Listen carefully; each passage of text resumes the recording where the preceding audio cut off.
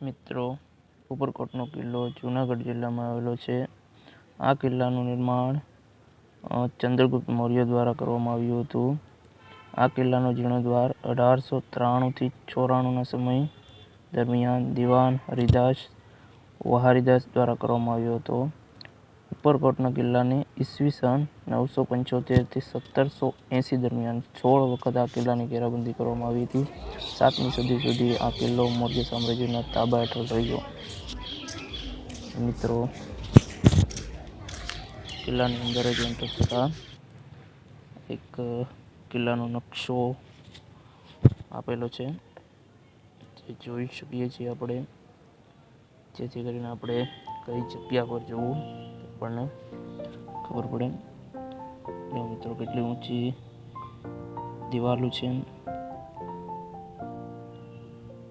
પુરાણ કાળમાં મિત્રો આવી કારીગરી જે હાલ પણ આપણા જે ઘર મકાન બનાવીએ છીએ કડિયા પણ નથી કરી શકતા એવી પુરાણ કાળમાં કારીગરી હતી.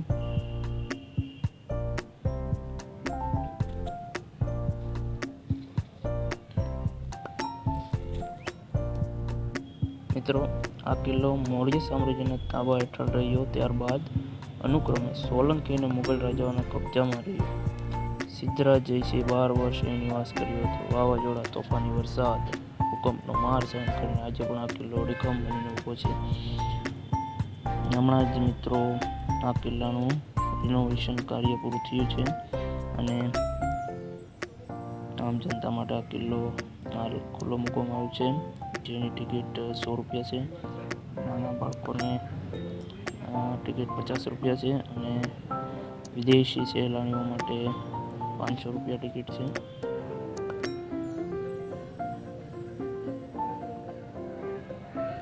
તો મિત્રો, રિનોવેશન બાદ કિલ્લો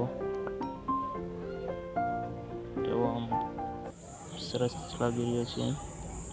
કિલ્લાની ઉપર ચડતા એક મોટું તળાવ આવેલું છે, તમે જોઈ શકો છો.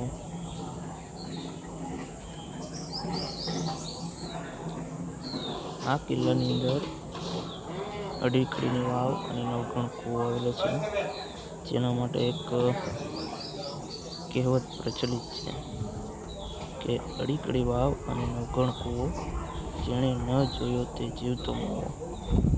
ઇજનેરી કૌશલ્યના અદ્ભુત નમૂના જોવા હોય તો ઉપરકોટનો કિલ્લો, અડીકડી વાવ અને નવઘણ કૂવો તેનું શ્રેષ્ઠ દૃષ્ટાંત છે.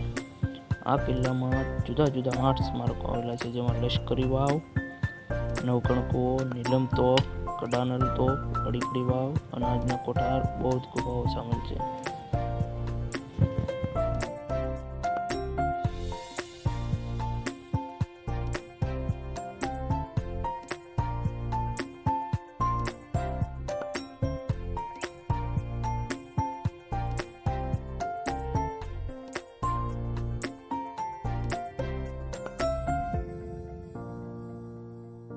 મિત્રો, કિલ્લામાં જ્યારે તમે એન્ટર થાઓ ત્યારે એક વાતનું ખાસ ધ્યાન રાખજો કે કિલ્લાની અંદર પાન મસાલો કે માવા અલાઉડ નથી, જેથી કરીને તે બધી વસ્તુ બહાર મૂકીને આવવી, કારણ કે આપણે પાન માવા ખાઈને ઐતિહાસિક સ્થળમાં ગમે ત્યાં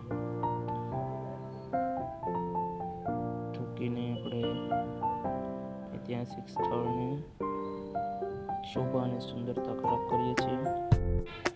મિત્રો, આ કિલ્લાની અંદર આપણે જે સ્થળની મુલાકાત લઈએ છીએ તે સ્થળની બહાર બરાબર બહાર પ્લેટ મારેલી છે, જેથી કરીને આપણે એના વિશે થોડી ઘણી માહિતી મેળવી શકીએ.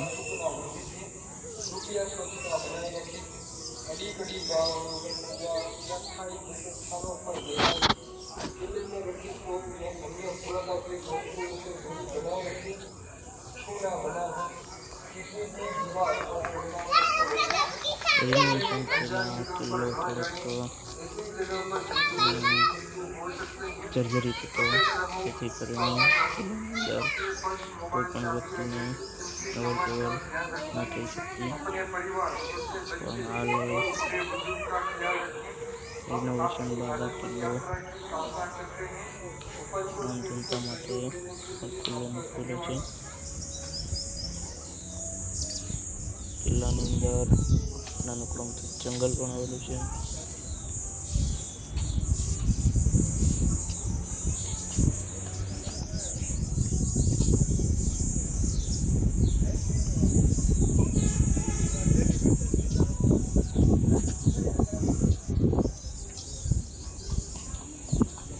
રિનોવેશનમાં 75 કરોડના ખર્ચે 3 વર્ષના સમારકામ બાદ આ કિલ્લો હવે નવોડાની જેમ નવો શણગાર કરી જૂનાગઢની શોભા વધારી રહ્યો છે.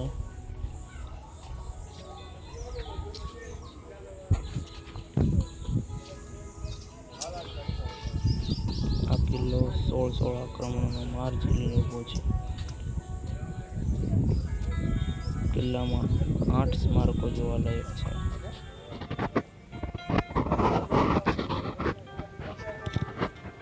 જૂનાગઢનો ઐતિહાસિક કિલ્લો એટલે ઉપરકોટ. થોડા વર્ષથી અહીં કિલ્લાનું સમારકામ પૂરું થયું.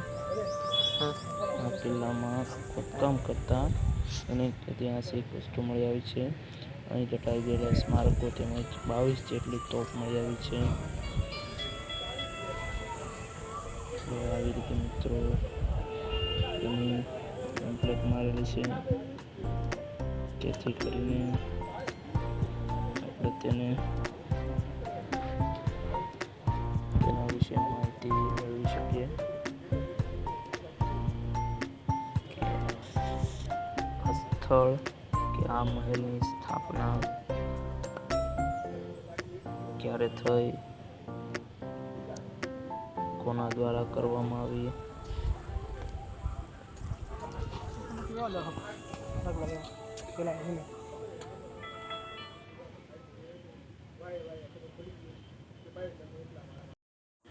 મિત્રો ઇતિહાસકારો એવું પણ માને છે કે ભગવાન શ્રી કૃષ્ણ જ્યારે દ્વારકા જતા હતા ત્યારે યાદવો દ્વારા કિલ્લાનું નિર્માણ કરવામાં આવ્યું હતું.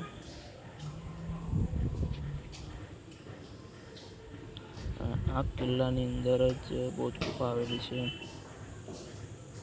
આ જો તમે જોઈ શકો છો ઐતિહાસિક વસ્તુ જે આ કિલ્લાના ખોદકામ દરમિયાન મળી આવેલી છે.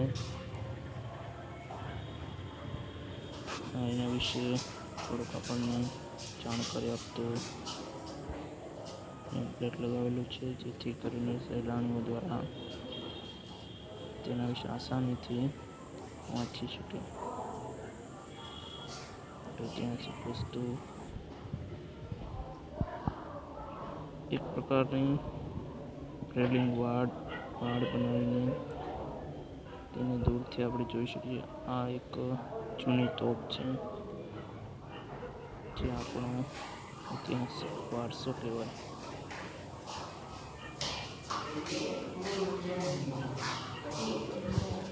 અહીં મિત્રો એકવાર આપણે મુલાકાત લઈએ તો આપણે પણ એવો જ અનુભવ કરીએ કે આપણે પણ કિલ્લાનો જે ભાગ છીએ કે પછી આપણો કિલ્લા સાથે કોઈ ને કોઈ પુરાણ કાળનો સંબંધ રહ્યો છે.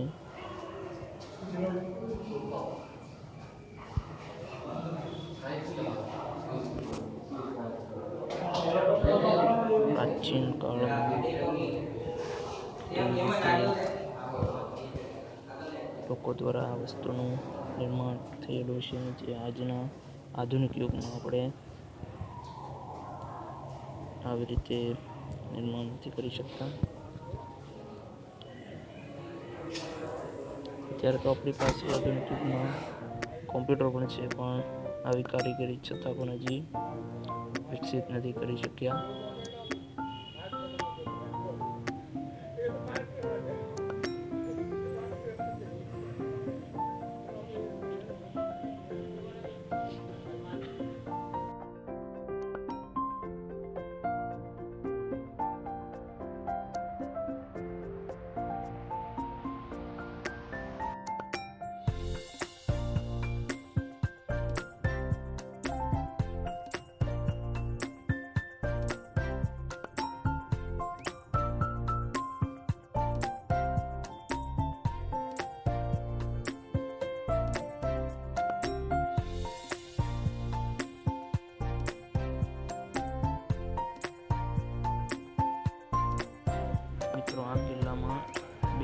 પ્રસિદ્ધ તોપ આવેલી છે, જે એકનું નામ માણેક અને બીજું નામ નીલમ તોપ છે.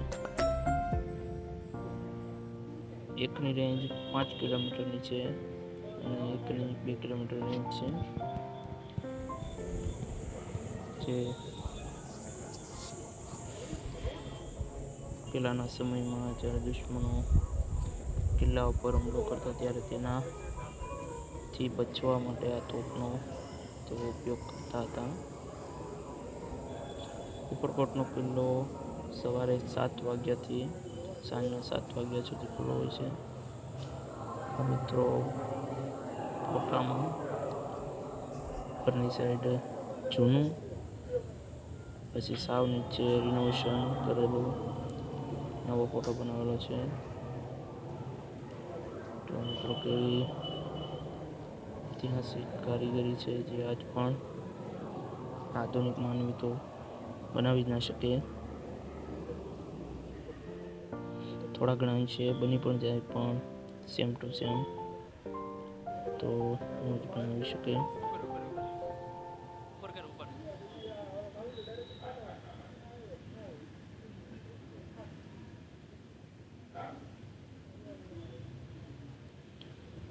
મિત્રો, આ કિલ્લાની અંદર અમુક ઐતિહાસિક વસ્તુ પણ મળેલી, જે તમે જોઈ શકો છો.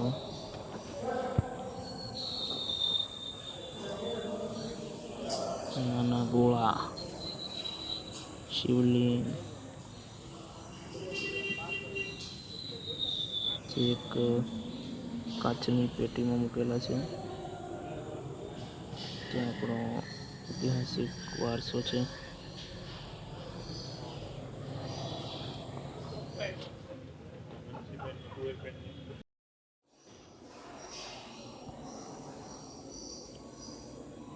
ઐતિહાસિક સાધન સામગ્રી જે ખોદકામ દરમિયાન આ કિલ્લામાંથી મળેલી, જે આપણો સાંસ્કૃતિક વારસો વધારી રહ્યું છે કે આપણા ભારત દેશમાં પુરાણ કાળમાં પણ આવી વસ્તુ બનાવેલી.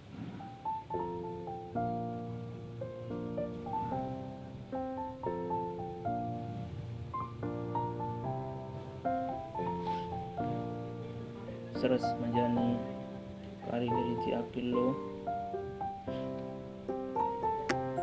અને એની સુંદરતા જૂનાગઢ વાસીઓને, ગુજરાત વાસીઓને એક ગૌરવની વાત કહી શકાય.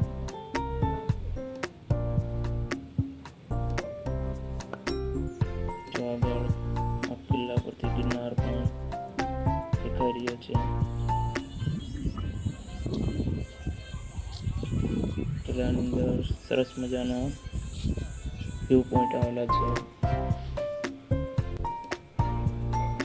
કે જેથી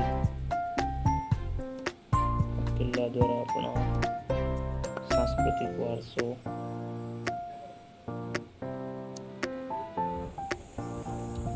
વધી શકે.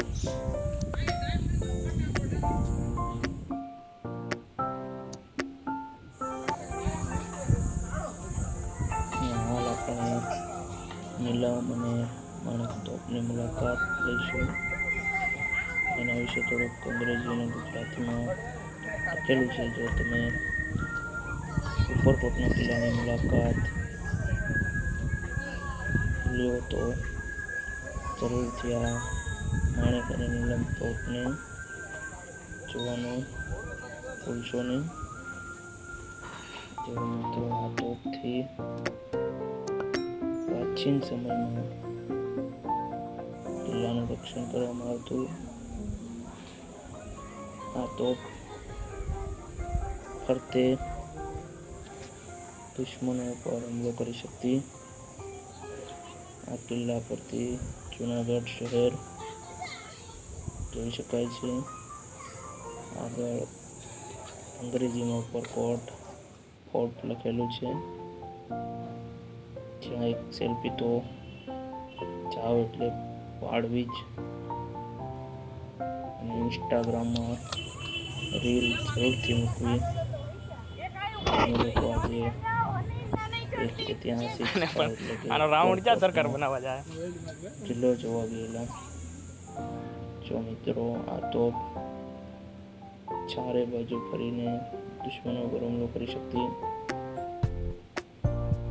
આ તોપની રેન્જ 2 કિલોમીટર હતી અને મોટી તોપની રેન્જ 5 કિલોમીટરની છે.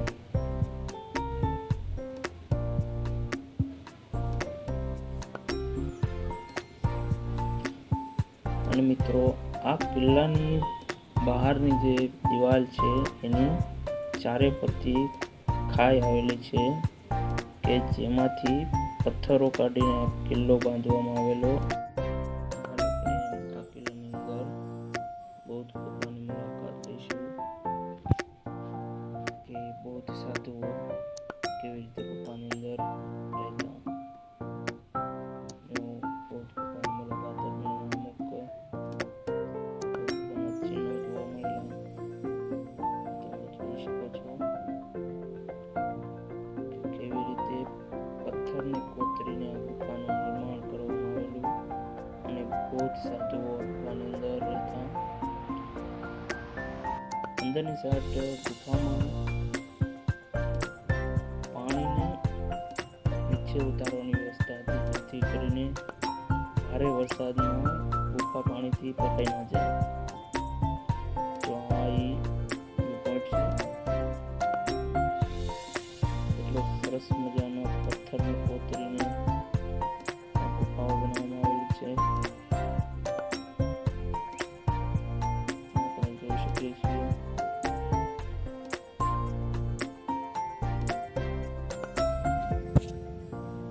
કે પ્રાચીન સમયમાં કેવી રીતે પથ્થર હોય, પહાડ હોય, કોતરીને ગુફાઓ બનાવવામાં આવતી. અને હાલ આપણે પથ્થરના, ઈંટના, બેલાના મકાનમાં રહીએ છીએ. પ્રાચીન સમયમાં એટલી બધી સુવિધા ન હતી અને પહાડ કોતરીને ગુફામાં વાસ કરતા બૌદ્ધ ગુફામાં મળેલા ચિહ્નો છે, જે બૌદ્ધ સાધુઓ દ્વારા આ દિવાલ પર અંકિત કરવામાં આવેલા છે. આપણે જોઈ શકો છો તે પ્રાચીન ચિહ્નો છે જે ગુફાની અંદર જોવા મળી રહ્યા છે. સ્તંભો પર પણ ચિહ્નો અંકિત કરેલા છે. આ ગુફા 2 થી 3 માળની છે. તો તમે સ્તંભ જોઈ શકો છો કે તેની ઉપર કેવી રીતે કારીગરી કરેલી છે.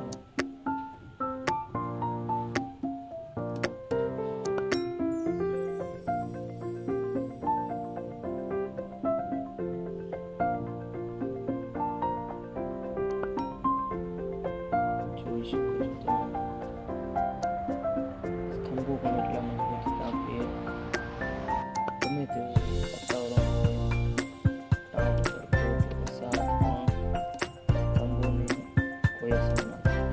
અને હાલમાં આપણે જે સમયમાં ગામમાં રહીએ છીએ તે થોડું ઘણું વરસાદ વધી જાય કે પવન વધી જાય તો પડી જતા હોય છે. પ્રાચીન સમયના જે સ્મારકો બનેલા છે એનું કામ થતું નહોતું, એટલા મજબૂત હતા.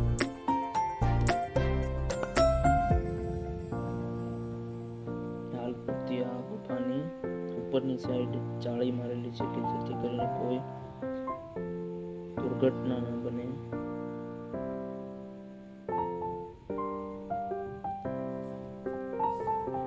નાની નાની કુંડી બનાવેલી છે જ્યાં ચોમાસા દરમિયાન પાણીનો સંગ્રહ થતો.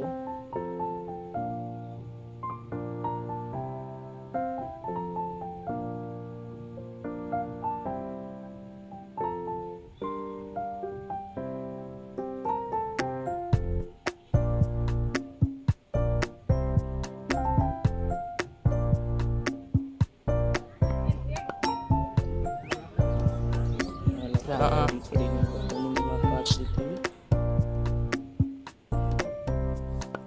પહેલા તો મિત્રો અમે લોકો આ મુલાકાત લીધી ત્યારે એક્સાઇટમેન્ટને લીધે વાવની અંદર, પણ પછી ખબર પડી કે હજી જેટલું અમે વાવની અંદર ઉતર્યા એટલું અમારે હજી ઉપર જવાનું છે.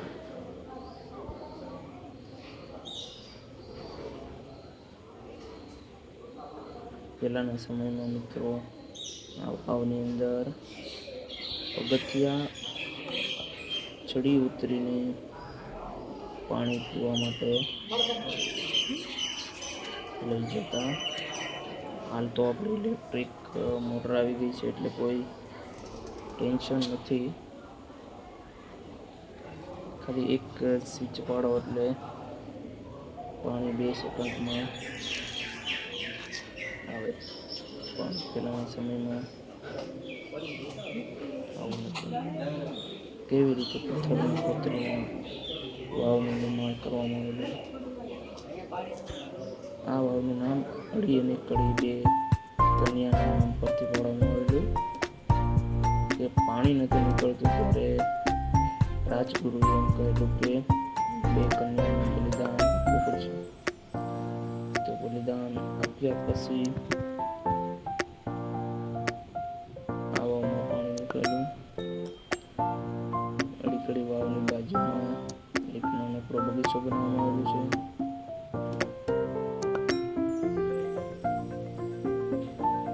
આગળ તમે ગિરનારનો પર્વત જોઈ શકો છો.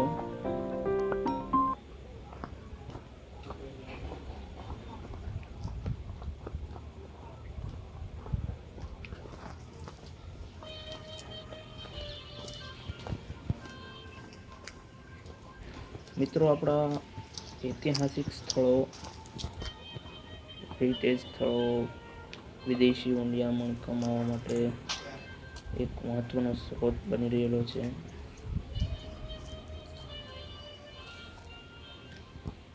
કે આપણા દેશમાં ઐતિહાસિક કાળમાં ઘણું બધું એવું મહેલ, કિલ્લાઓ, વાવ, તળાવો બનેલું છે જે હાલ પણ આપણે બનાવી નથી શકતા. ઐતિહાસિક કાળમાં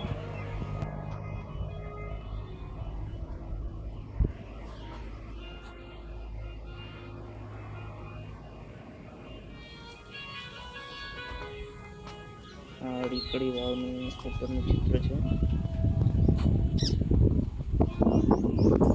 ઉપર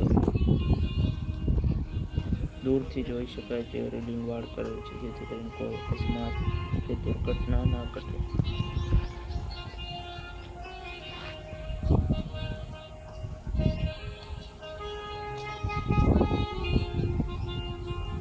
કિલ્લાની અંદર સાંસ્કૃતિક વારસાની જાળવણી સાથે સાથે પ્રાકૃતિક વારસાની પણ જાળવણી કરવામાં આવેલી છે. આ કિલ્લાની અંદર એક નાનકડું જંગલ પણ આવેલું છે. તમે જોઈ શકો છો આ નાનકડો તો એક બગીચો છે. આ કિલ્લામાં ઘણી જગ્યા પર આવો મ્યુઝિક સંભળાય છે જે શાંત માહોલનું છે. જે સાંભળવું કિલ્લો જોવા આનંદની વાત છે.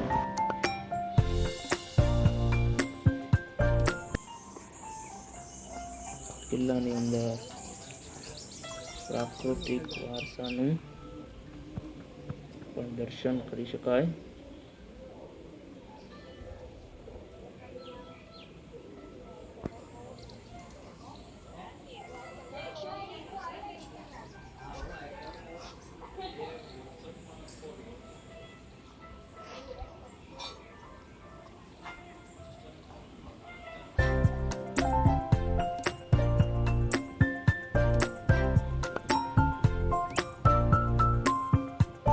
આગળ આપણે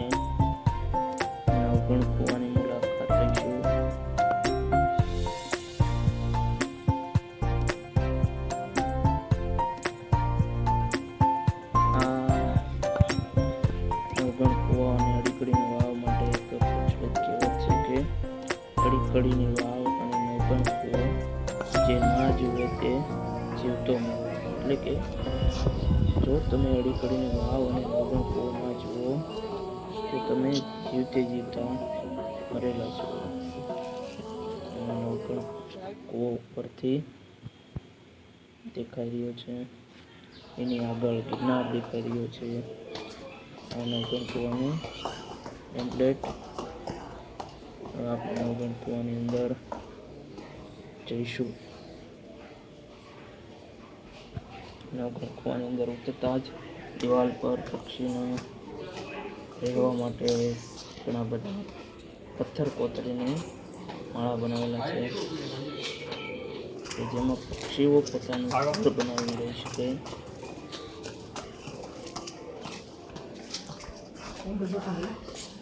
નવગણ કૂવો ઘણો અંદર આવેલો છે. કૂવાની ફરતે સીડી બનાવેલી છે, જેથી કરીને આપણે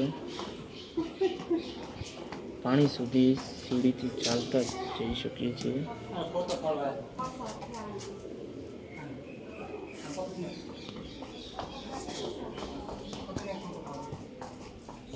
તમે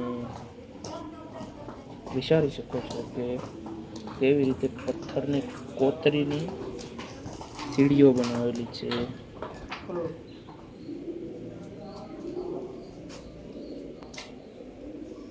અને જેમ આપણે અંદર જઈએ છીએ તેમ સીડી ઉપર પણ પાણી ટપકતું જોઈ શકીએ છીએ. જો તમે જોઈ શકો છો આ સીડી કેવી રીતે કોતરેલી છે.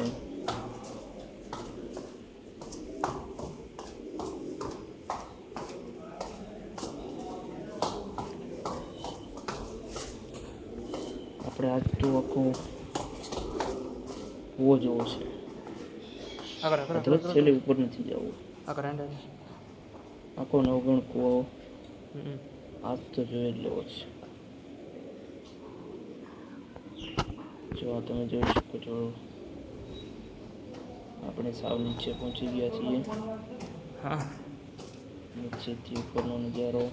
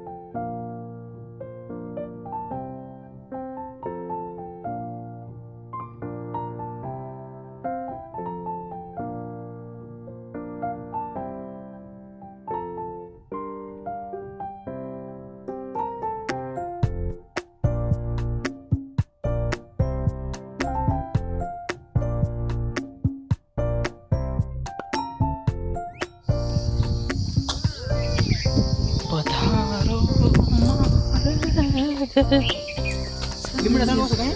Awal-awal